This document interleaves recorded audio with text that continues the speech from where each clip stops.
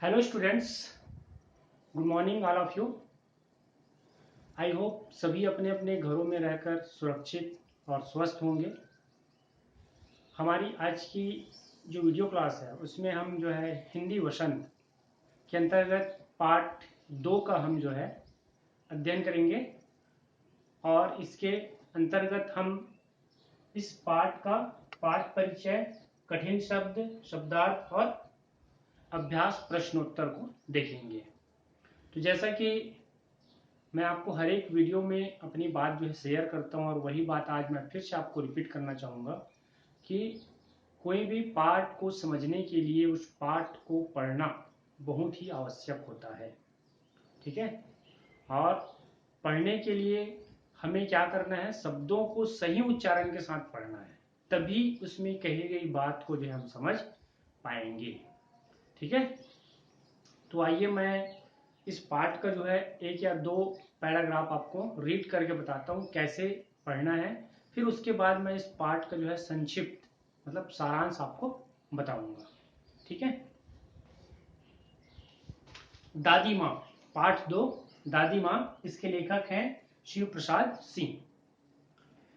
कमजोरी ही है अपनी, पर सच तो यह है कि जरा सी कठिनाई पड़ते बीसों गर्मी, बरसात और वसंत देखने के बाद भी मेरा मन सदा नहीं तो प्रायः अनमना सा हो जाता है। मेरे शुभचिंतक मित्र मुंह पर मुझे प्रसन्न करने के लिए आने वाली छुट्टियों की सूचना देते हैं और पीठ पीछे मुझे कमजोर और जरा सी प्रतिकूलता से घबराने वाला कहकर मेरा मजाक उड़ाते हैं। मैं सोचता हूँ, अच्छा अब कभी उन बातों को ना सोचूंगा। ठीक है, जाने दो। सोचने से होता ही क्या है। पर बरबस मेरी आंखों के सामने शरद की शीत किरणों के समान स्वच्छ शीतल किसी की धुंधली छाया नाच उठती है। मुझे लगता है जैसे कुंवर के दिन आ गए हैं। मेरे गांव के चारों ओर पानी ही पानी हिलोरें ले रहा है। दूर के सिवान से बहकर आए हुए मोथा और साई की अधगली घासें, घेवर और बन ब्याज की जड़ें तथा नाना प्रकार की बरसाती घासों के बीच सूरज की गर्मी में खौलते हुए पानी में सड़कर एक विचित्र गंध छोड़ रहे हैं।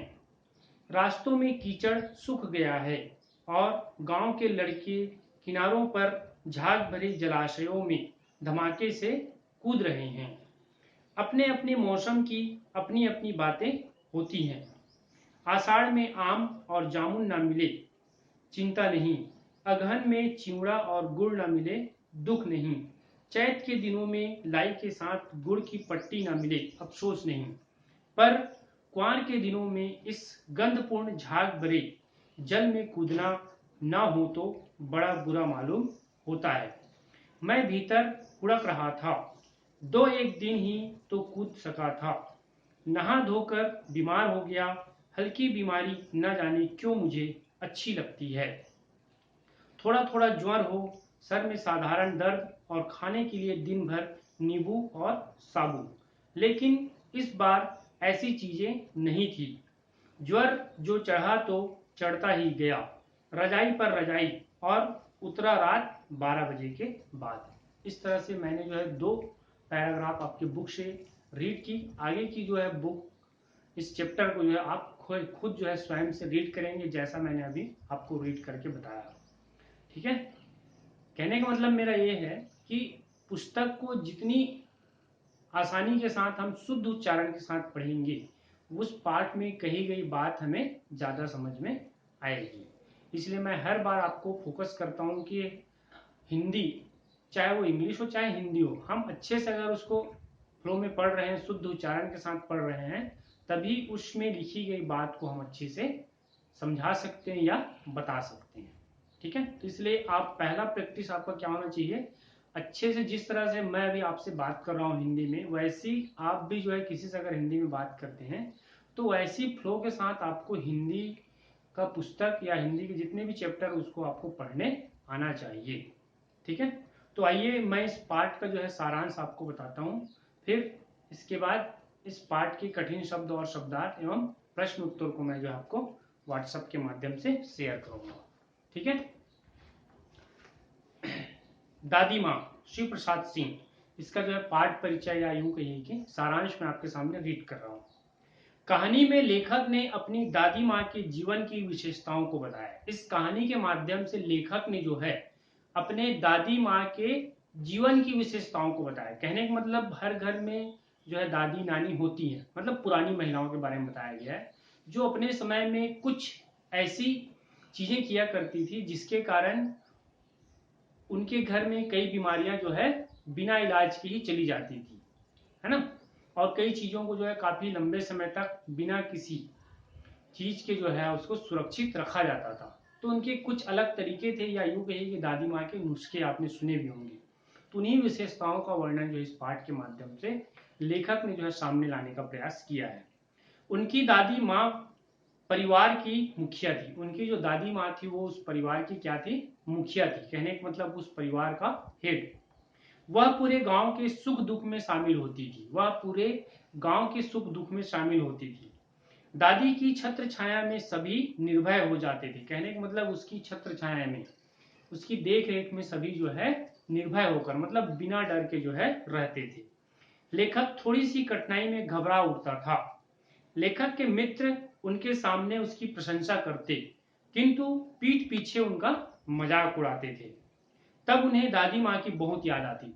कहने का मतलब ये, लेखक के मित्र जो है जब उसके सामने रहते थे तो उसकी प्रशंसा करते थे, लेकिन जैसे उससे दूर जाते थे, कहने का मतलब पीठ पीछे जो है उसकी बुराई करते थे। ठीक है। तब उन्हें जो है अपनी दादी माँ की याद बहुत आती थी। वर्षा काल में वर्षा के पानी के साथ कई प्रकार की घास बहकर आ जाती है। धूप पड़ने पर वह घास सड़ने लगती थी। कहने का मतलब ये है, बरसात के दिनों में जो है अक्सर, अभी तो जो है जगह जगह सीसी रोड बन गए हैं, लेकिन पहले के समय में जो है ये सीसी रोड नहीं होते थे, जिसके कारण से बरसात के साथ पानी के साथ जो है कई सारी चीजें जो है बहकर आती थी और एक जगह इकट्ठा होकर जमा हो जाती थी। और जैसे वो अधिक दिन होते थे तो उसमें जैसे धूप पड़ती थी तो वो जो है उसके सड़न से जो है उसमें स्मेल आते थे, मतलब दुर्गंध पैदा होती थी। ठीक है। तब उसमें से अलग ही तरह की गंध आती थी, किंतु कुंवार आश्विन के महीने तक पानी कुछ निखर जाता था। ये जो कुंवार आश्विन, ये जो कहा गया, ये आपके हिंदी मास के नाम है। ठीक है। जैसा हम जनवरी फरवरी ये पढ़ते हैं ना, ये आपके क्या होते हैं, अंग्रेजी महीने कहलाते हैं। वही हिंदी मास जो होता है, चैत बैसाख आषाढ़ सावन भादो, है ना, ये सभी क्या है हमारे हिंदी मास कहलाते हैं। ठीक है। गांव के लड़के उस झागदार पानी में खूब नहाते थे। गांव के लड़के जो है उस झागदार पानी में जो है खूब मजा करते थे। लेखक उस वर्ष बीमार पड़ जाने के कारण 2 बार ही झागदार पानी में नहा सका था।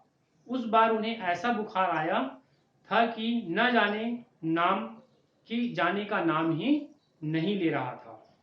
दादी माँ ने लेखक की बहुत देखभाल की थी। वह देसी नुस्खे जानती थी। उन्हें घर की गंदगी बिल्कुल भी सहन नहीं होती। दादी माँ जो है लेखक की जो है काफी अधिक देखभाल की थी जब उनको बुखार आया था, अपने घरेलू नुस्खे से, ना कि किसी डॉक्टर से, है ना। और दादी माँ को जो है घर की गंदगी बिल्कुल भी सहन नहीं होती थी। बीमार आदमी की चादर और गिलाफ हर रोज बदले जाते थे। कहने का मतलब बीमार व्यक्ति के जो पहनने के कपड़े और उसके बिछाने के जो कपड़े होते थे, है ना, मतलब चादर और जो भी ओढ़ने का जो सामान होता था, वो सबको जो है वो डेली क्या करती थी, साफ करती थी। किंतु लेखक जब बीमार पड़ता है तो उसका डॉक्टरी इलाज होता है। लेखक लिखता है कि उनके बड़े भाई किशन की शादी के समय तो दादी का उत्साह देखते ही बनता था। यदि कोई बुलाने आता तो कह देती कि काम काज का घर है, उनके बिना कोई काम ठीक से नहीं हो पाता। दादी ऊपर से जितनी कठोर थी, हृदय से उतनी ही उदार थी। कहने का मतलब दादी जो है ऊपर से जितनी कठोर थी, उतने ही वह जो है अंदर अंदर से क्या होती थी, काफी नर्म होती थी। उदार मतलब नर्म स्वभाव का। दादी रामी की चाची को एक रोज इसलिए डांट रही थी कि उसने पहले उधार लिए हुए पैसे नहीं दिए थे। बल्कि और पैसे मांगने चली आई थी। लेखक को पता चलता है कि कुछ दिन पहले दादी माँ ने उसका पिछला कर्ज माफ कर दिया और उसकी लड़की के लिए विवाह के लिए 10,000 रुपए भी दे आई। किशन की शादी के समय कई दिनों तक गीत गाए गए थे। विवाह वाली रात को बारात जाने के बाद अभिनय किया गया। अभिनय मतलब नाटक, है ना, एक्टिंग जिसको बोलते हैं। लेखक बुखार आने के कारण और उसके मामा का बेटा देर से पहुंचने पर बारात में नहीं जा सका था। दादी माँ ने उन दोनों को वहां सुला दिया था। औरतों ने जब ऐतराज किया तो दादी माँ ने कहा कि दोनों छोटे लड़के हैं और छोटे लड़के और ब्रह्मा में कोई अंतर नहीं होता। दादी माँ ने जीवन में बहुत उतार चढ़ाव देखे थे। वह यह भी जानती थी कि जीवन का चक्र जाने कब उलट जाए। वह दादाजी की मृत्यु के बाद निराश रहने लगी थी। उन्हें लगता था कि यह संसार केवल एक धोखा है। दादाजी की मृत्यु के पश्चात घर की आर्थिक दशा बिगड़ गई थी। लेखक के पिता ने दादाजी के श्राद्ध में उधार लेकर खूब खर्च किया। दादी माँ एक कंगन लेकर आई और पिताजी को दिखाते हुए कहा कि तेरे दादाजी ने यह कंगन ऐसे समय के लिए ही बनवाया था। वह पूजा पाठ में खूब विश्वास रखती थी। एक दिन शाम को गीली धोती पहनकर एक संदूक पर दीपक जलाकर उसके सामने बैठी। लेखक भी चुपके से उनके पास बैठ गया। उन्होंने देखा कि दादी की आंखों में आंसू थे। लेखक ने दादी माँ को रोता हुआ पहली बार देखा। पूछने पर बात टाल गई। कुछ दिन बाद लेखक को पता चला कि दादी माँ नहीं रही। तो कहने का मतलब इस पाठ का जो सारांश है, ये हमें ये बताता है कि परिवार में बड़े बुजुर्गों का साथ कितना जरूरी होता है ना। उनकी सुख और दुख में सलाह कितना महत्वपूर्ण रहता है, ये बुजुर्गों के माध्यम से ही हमें पता चलता है ना। कहीं पे भी अगर हम गलत काम कर रहे हैं तो वो हमें बिल्कुल एक बार टोकेंगे। तो परिवार में मुखिया या बड़े बुजुर्गों का साथ होना बहुत ही जरूरी है। उसकी देख रेख में हर एक कार्य गतिविधि होती है, जिस तरह से दादी माँ के घर में जो है होता था। ठीक है, तो ये रहा आपके पाठ 2 दादी माँ का संक्षिप्त परिचय, और पूरा डिटेल आप जो अपनी बुक में जो है स्टडी कर लेंगे। साथ ही इसकी कठिन शब्द, शब्दार्थ और आपके इस पाठ की जो है प्रश्न उत्तर मैं आपको व्हाट्सएप के माध्यम से ऐप के माध्यम से शेयर करूंगा। आगे का चैप्टर जो है मैं नेक्स्ट वीडियो में आपको शेयर करूंगा। ठीक है, तब तक के लिए इतना ही।